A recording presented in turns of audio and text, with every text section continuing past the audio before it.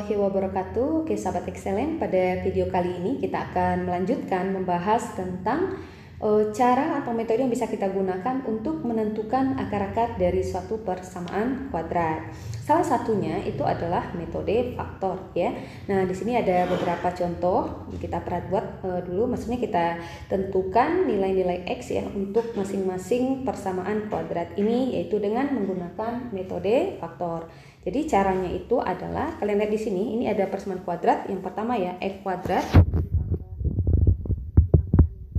sama dengan 0. Jadi langkahnya kalian sediakan dulu dua kurung di sini. Nah, kalian sediakan ya dua kurungnya di sini.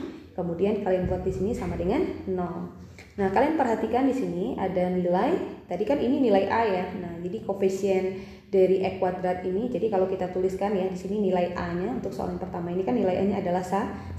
Nah, ini ya koefisien X kuadratnya. Kemudian nilai B-nya di sini adalah koefisien dari X-nya yaitu 5 dan C-nya adalah suku tetapnya yaitu 6 ya.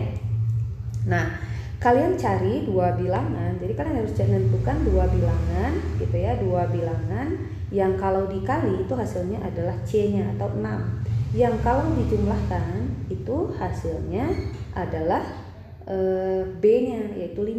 Nah, kalian harus cari dua bilangan yang kalau dikali 6, kalau dikali hasilnya 6, kalau dijumlahkan hasilnya 5. Nah, sebelum kalian tentukan nilainya, di sini kan ada X kuadrat ya. Ini ada X kuadrat. Nah, kalian buat dulu di sini ada X-nya 1, di sini kita letakkan X-nya 1 di sini karena kalau X kita kali X itu kan hasilnya adalah X kuadrat ya. Nah, kalian cari bilangannya, kira-kira kalian kalau dikali hasilnya 6 dijumlahkan hasilnya 5, itu angkanya berapa? Udah langsung ketahuan ya, yaitu angkanya adalah 2 dan 3. Kenapa? Karena 2 kalau kita kali 3 hasilnya 6, 2 kalau kita tambah 3 itu hasilnya adalah 5. Kedua angkanya itu adalah positif, jadi kita tuliskan positif 2 dan positif 3. Nah, ini adalah faktornya. Jadi faktor untuk X kuadrat tambah 5X tambah 6 sama dengan 0 itu adalah X tambah 2 dikali X ditambah 3 sama dengan 0. Nah, kemudian kalian ambil faktor yang pertama. Yang pertama itu kan adalah X tambah 2. Nah, kalian buat di sini sama dengan 0. Kenapa? Karena di dalam matematika ada suatu sifat yang menyatakan bahwa jika A dikali B sama dengan 0, maka A sama dengan 0 dan B sama dengan 0. Nah, jadi ini X tambah 2-nya kita misalkan dengan A ya, dikalikan dengan X tambah 3-nya B, berarti A kali B sama dengan 0. Maka kita ambil yang pertama, X tambah 2-nya yang sama dengan 0, yang kedua adalah X yang keduanya atau X tambah 3-nya yang sama dengan 0. Nah, kemudian ini kan X tambah 2, kita tentukan nilai X-nya. Nah, jadi nilai X-nya itu sama juga dengan, nah ini kalian boleh tulis dulu 0-nya gitu ya. Nah, 2 ini pindah ruas dia, karena dia tambah di sini pindah ruas, dia akan menjadi negatif ya kan. Maka kita dapatkan nilai X-nya itu, oke, kita pindah dulu ya. Kita pindah sebelah sini. Maka kita dapatkan nilai X-nya itu adalah min 2 ya. 0 dikurang 2 itu min 2 ya.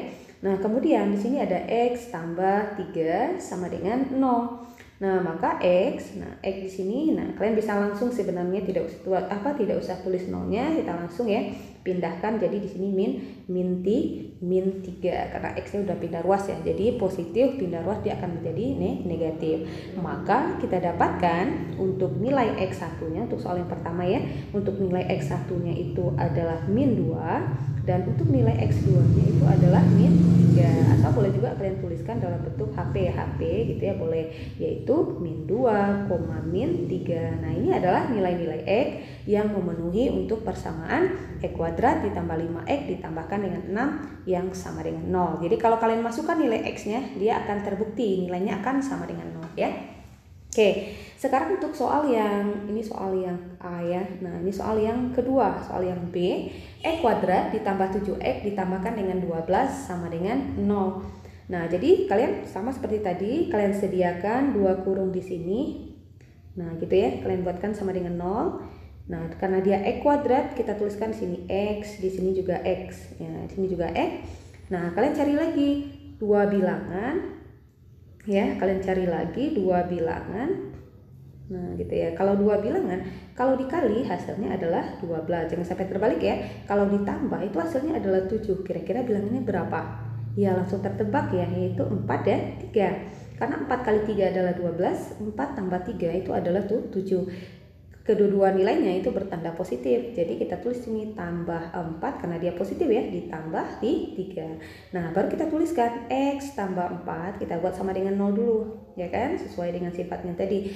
Nah, kita dapatkan X-nya, atau boleh kita tulis X1-nya, langsung min 4-nya berarti 4-nya langsung pindah ruas ya, maksudnya min 4. Terus X ditambah 3, yang kedua ya 0, maka kita dapatkan X-nya pindah ruas lagi min 3. Maka X1-nya adalah min 4 dan X2-nya adalah min 3, atau kita boleh tuliskan dalam bentuk HP-nya. Nah, kalau menuliskan dalam bentuk himpunan penyelesaian wajib membuat kurung karawal ya, tidak boleh menuliskannya dalam bentuk kurung biasa.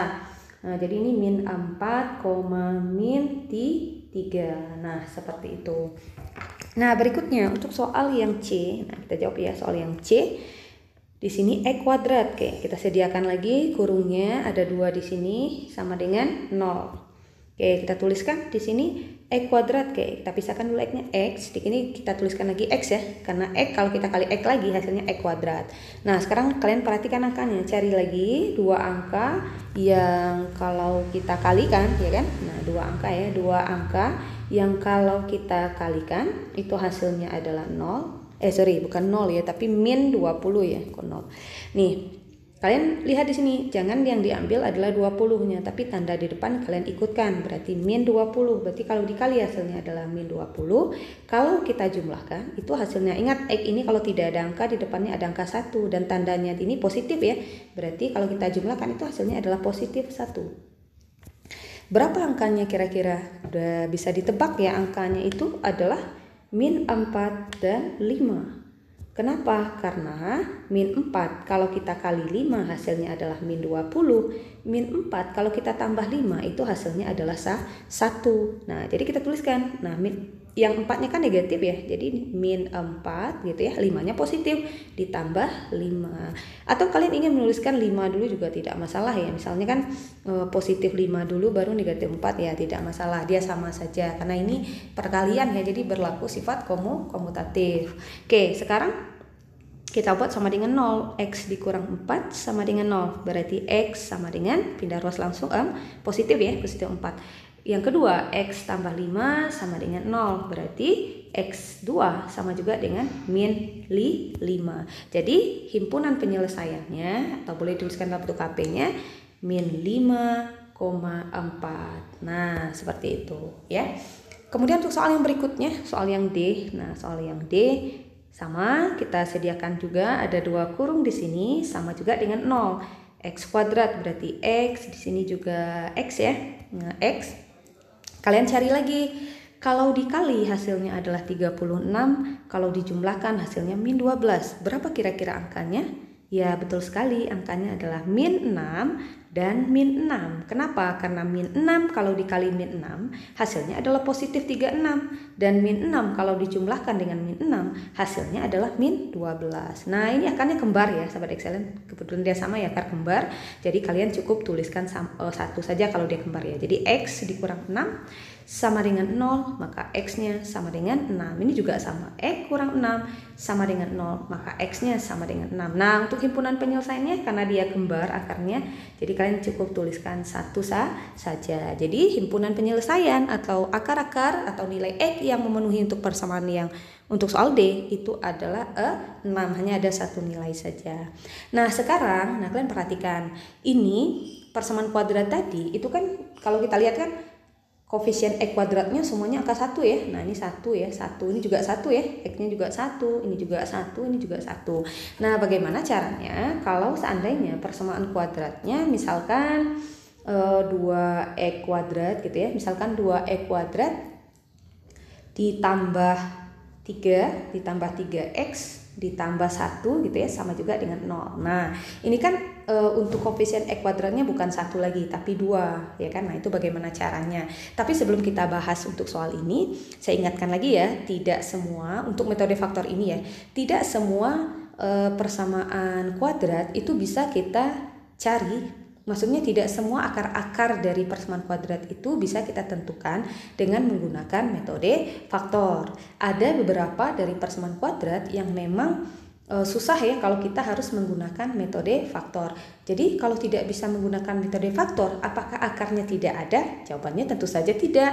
Akarnya ada, tetapi kita bisa menggunakan metode yang lain, yaitu dengan menggunakan metode bisa menggunakan rumus ABC tadi atau dengan melengkapkan kuadratnya. Kalau menggunakan grafik mungkin terlalu lama ya, karena kalian harus menggambarnya. Jadi ingat ya, tidak semua persamaan kuadrat itu untuk menentukan akar-akarnya kita bisa menggunakan metode faktor.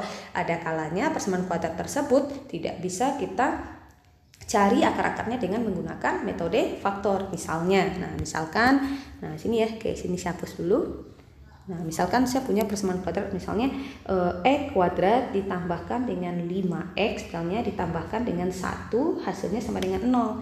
Nah, kalau kita lihat di sini, kalau dikali itu hasilnya adalah 1 gitu ya. Kalau dikali hasilnya 1, kalau dijumlahkan, kita tulis kalau dikali hasilnya adalah 1.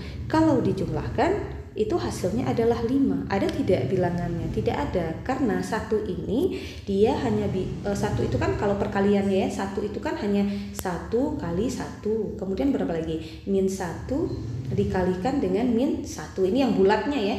Kalau yang pecahannya misalnya setengah dikali 2 atau sepertiga kali 3. Dan itu pun bilangan-bilangan itu pun kalau kita jumlahkan ya hasilnya juga tidak bisa 5 ya kan. 1 kalau kita tambah 1 ya hasilnya 2. Min 1 kalau tambah min 1 hasilnya min 2.